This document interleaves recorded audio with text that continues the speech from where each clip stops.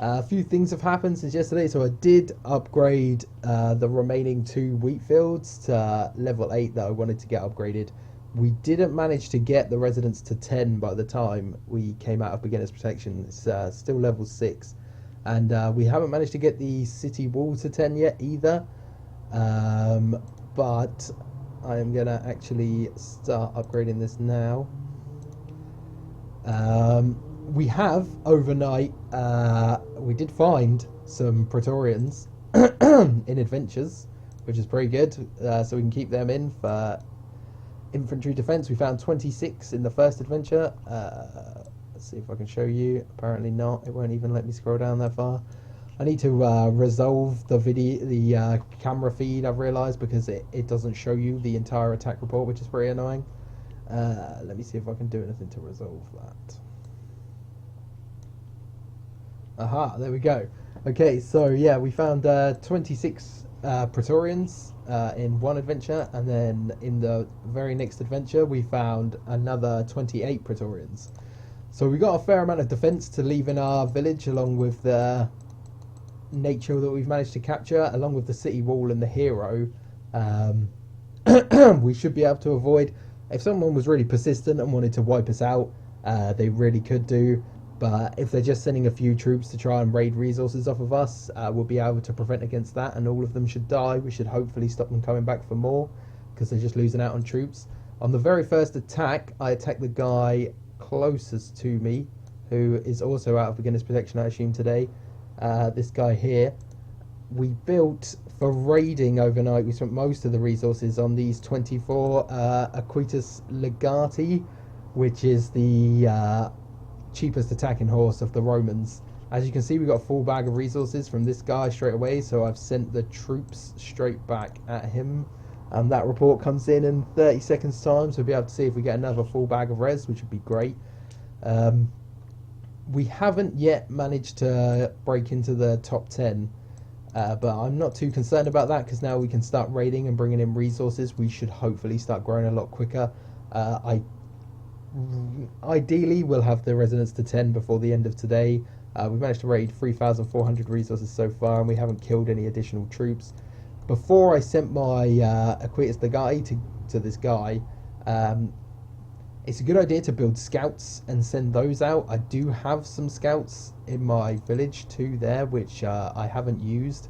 But what I actually did, I can see we got another full bag of res, which is fantastic, was just send my hero directly there by himself. If I wasn't too concerned with if he would die, because he's only got partial health, and I wanted to revive him to get the full health back anyway. So I just sent him across. If anything was there, he'd have hopefully wiped it out, picked up a few attacking points. If he had died, I would have known to then either scout it or leave it alone. We've just done the same thing with another village. See, this is exactly what I'm talking about. This report's just come in. This guy had 26 axemen and nothing else. Our hero killed all of those, and he did take a lot of damage, so he doesn't have much health left now, but it's fine. We'll find another village, we'll kill him off, and we'll regenerate him with the resources we get. We now know that this guy has nothing. His 5 spearmen and 26 axemen are dead, so we can send our horses in quite happily, knowing they're not going to die, and hopefully they'll pick up his resources as well. So we've got 2 potential farms. I'll start splitting. I think I will start sending the Praetorians to this one just for the time being, just so I can make sure I can get those 24 Aquitus. They must not be Legati. Legati are the scouts. I think I said they were Aquitus Legati earlier. I think they're Imperatoris. I don't know. Let's check it out. Yeah, Imperatoris. But yeah, whatever. They're pretty good. They're pretty quick. They can carry resources. They're fairly strong. I mean, they're not the best troop by any means, but they're definitely ideal for raiding people as soon as you come out of beginner's protection. We want quick troops, just because it's a pain to stand around and raid, and time is resources, so the more raids we can get out in an hour, the more resources we can get during that hour. But yeah, it's gone well. No one's tried to attack us yet, and hopefully it stays that way, because I don't want to be involved in anything like that at the moment.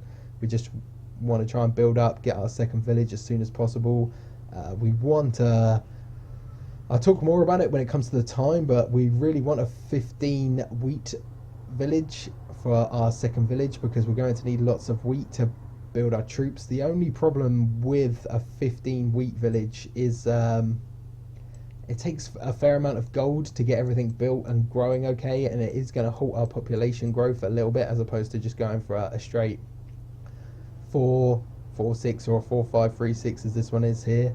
What we can do is look for a 15 cropper and then settle a 4-4-6 near it and build a feeder village for it first. Though doing this risks someone else taking the 15 cropper in the meantime who is bigger and stronger than us. I think we are going to have to move fairly far afield. I haven't looked at this yet. We want at least an 100% bonus with our 15 cropper. And yeah, as you can see, all of them are almost taken. We have this one here, which is near the center of the map. I should imagine that's where the Natars are. So no, yeah, that's no good. I have never settled in this grey area. I'm not sure what happens. I think you get waves of attacks by the Natars while you're trying to build, but that's not something that I'm looking to compete in. Maybe one server I'll try and do that, but I'm just getting my feet back on the ground, so to speak, getting used to the game again where I haven't played in a while.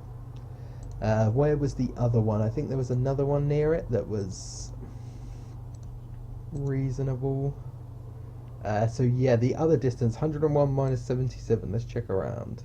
So there is a village that's already been built here. It's with that alliance, FL. I think they are the second rank alliance. Yes, they are. So unless we can become part of that alliance, which hopefully eventually we should be able to, providing we grow quick enough, I don't want to settle near any of their players without knowing what they're like first. So that wouldn't be an option for the time. I guess this 139 minus 47, yeah, that looks fairly empty. So this will be probably where I can settle if no one settles there before me, and I'd be happy about that. So that would be the goal next. We'll get the residents to level 10. I am going to send these 54 Praetorians to this Wilhelm village that I have been raiding. They may be slow and they may not carry very many resources, though it's better to get them there and get the resources before someone else does. I am actually going to send those as an attack normal as opposed to an attack raid.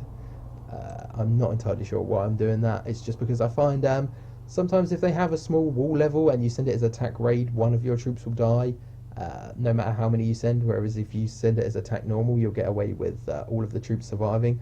Not that I'm overly concerned if I lose one of these troops or any of my troops, because I will easily make back the cost of the troop in the resources that I'm able to raid.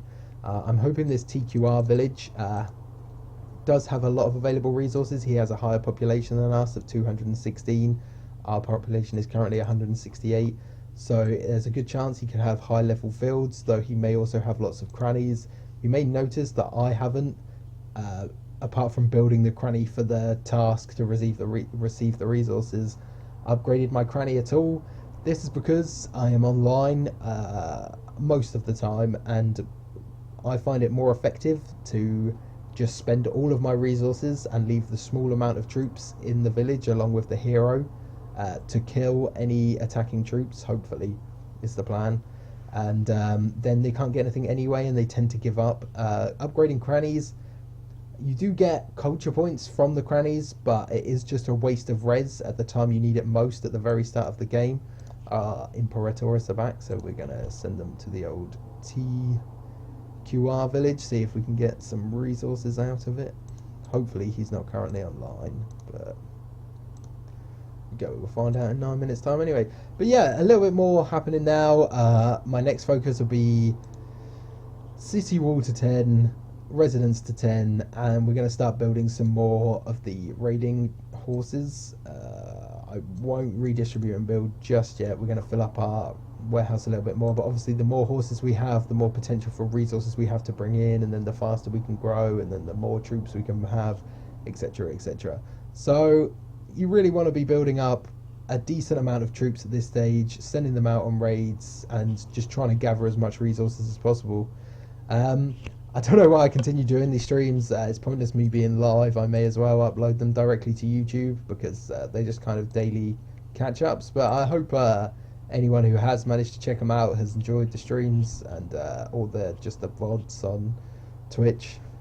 And yeah, thank you for tuning in. I'll keep you updated. I am committed to doing one of these every day, regardless of how few people watch it. I'd like to look back at it over the end and see how my accounts progressed over the time. I can pick up on ideas and things I could have done differently. I'm still waiting for someone to turn up, watch the stream, and then come and plunder all of my belongings while I'm offline, because that's just what people do. But that's the fun of it. I relish that. Let's try whatever. It probably won't happen. But yeah, cheers for watching, guys. I'll drop in with another video tomorrow.